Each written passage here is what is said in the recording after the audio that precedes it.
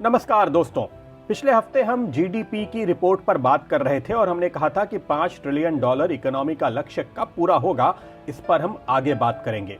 तो चलिए आज इस गणित को समझते हैं। पहला सवाल, जीडीपी आखिर होता क्या है?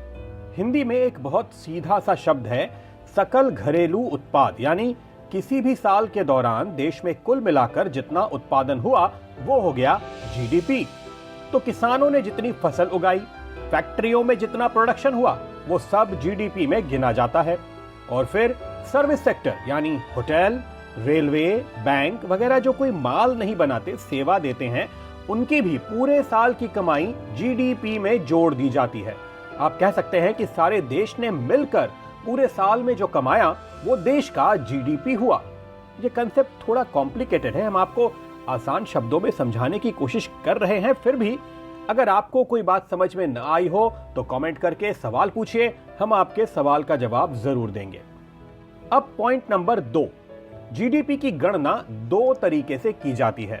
एक है नॉमिनल जीडीपी, दूसरा रियल जीडीपी। नॉमिनल जीडीपी को आप आज के दाम पर मापा गया उत्पादन कह सकते हैं, वहीं रियल जीडीपी स्थिर दामों पर मापा गया उत्पादन है। यानी अगर महंगाई 0 हो तो उत्पादन कितना बढ़ा, ये रियल जीडीपी से पता चलता है। भारत में आमतौर पर हम लोग जो 5, 6 या 7% जीडीपी ग्रोथ की बात करते हैं, वो यही रियल जीडीपी की ग्रोथ होती है। इसको एक आसान उदाहरण से समझते हैं। मान लीजिए एक कार बनाने वाली कंपनी है जो साल में 1 लाख गाड़ियां बनाती है और औसतन एक गाड़ी का दाम 5 लाख रुपए है, तो कंपनी की सालाना बिक्री हो गई 500 करोड़ रुपए। समझ लीजिए कि ये नॉमिनल जीडीपी है। अब अगले साल कंपनी ने 1,06,000 गाड़ियां बनाई और बेची और एक गाड़ी का दाम औसतन 5.25 लाख रुपए हो गया, तो कंपनी की कुल बिक्री 556 करोड़ 50 लाख रुपए हो जाएगी। तो कंपनी की कुल बिक्री एक साल में 11.3% बढ़ गई। इसको आप नॉमिनल जीडीपी ग्रोथ या रुपए में जीडीपी ग्रोथ समझ लीजिए। लेकिन अगर कोई ये पूछे कि कंपनी का उत्पादन दरअसल कितना बढ़ा, तो जाहिर है आप कहेंगे कि 1 लाख गाड़ियों के मुकाबले 1,06,000 गाड़ियां बनाई और बेची, यानी उत्पादन 6% बढ़ा। ये रियल जीडीपी ग्रोथ है। आप इस तरह से भी समझ सकते हैं कि रियल जीडीपी में महंगाई या दामों में बढ़ोतरी को जोड़ दें तो नॉमिनल जीडीपी हो जाता है। नॉमिनल जीडीपी में से महंगाई या दाम में बढ़ोतरी को निकाल दें तो रियल जीडीपी हो जाता है। अब एक बात आपको समझनी चाहिए, जब हम $5 ट्रिलियन के जीडीपी की बात करते हैं तो हम नॉमिनल जीडीपी की बात कर रहे होते हैं। लेकिन यह नॉमिनल जीडीपी हम रुपए में मापने की जगह डॉलर में मापते हैं। तो अब आपको 2 राउंड में हिसाब करना पड़ेगा। पहले रुपए में जीडीपी की गणना करनी पड़ेगी और फिर इसको डॉलर में कन्वर्ट करना होगा।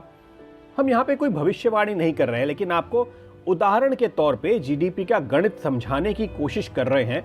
तो उदाहरण के तौर पे देखिए, मार्च 2023 में भारत का नॉमिनल जीडीपी करीब 275 लाख करोड़ रुपए था। सरकार के इकोनॉमिक सर्वे में लिखा गया है कि नॉमिनल जीडीपी में सालाना 10 से 12% बढ़त का अनुमान है। अगर हम 11% सालाना की बढ़त भी मानकर चलें तो मार्च 2027 में यानी वित्त वर्ष 2026-27 में जीडीपी का आंकड़ा करीब 415 लाख करोड़ रुपए होगा। अगर $1 के मुकाबले रुपया 82-83 के करीब रहा तो ये आंकड़ा $5 ट्रिलियन का हो जाएगा। लेकिन अगर रुपया कमजोर हो गया तो हमें 6 महीने, साल भर और इंतजार करना पड़ सकता है। लेकिन अगर रुपया मजबूत हो गया तो $5 ट्रिलियन का टारगेट और जल्दी पूरा हो जाएगा। कैसे होगा? देखिए, $1 अगर 80 रुपए का हो तो 400 लाख करोड़ रुपए का जीडीपी 5 ट्रिलियन हो जाता है। 83 का डॉलर हुआ तो 415 लाख करोड़ रुपए का जीडीपी $5 ट्रिलियन होगा और 90 रुपए का $1 हो गया तो 450 लाख करोड़ रुपए का जीडीपी होने पर ही हम 5 ट्रिलियन की इकोनॉमी माने जाएंगे। ध्यान रखिए, हम कोई भविष्यवाणी नहीं कर रहे हैं। हमारी तो ये कामना है कि 5 ट्रिलियन का आंकड़ा सारे अनुमानों से जल्दी हासिल हो जाए।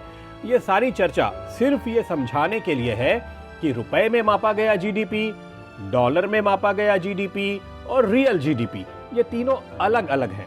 तो अगली बार जब आप इस विषय पर कोई बहस सुनेंगे तो उसे ज्यादा बेहतर तरीके से समझ पाएंगे, ऐसी उम्मीद है। फिलहाल नमस्कार।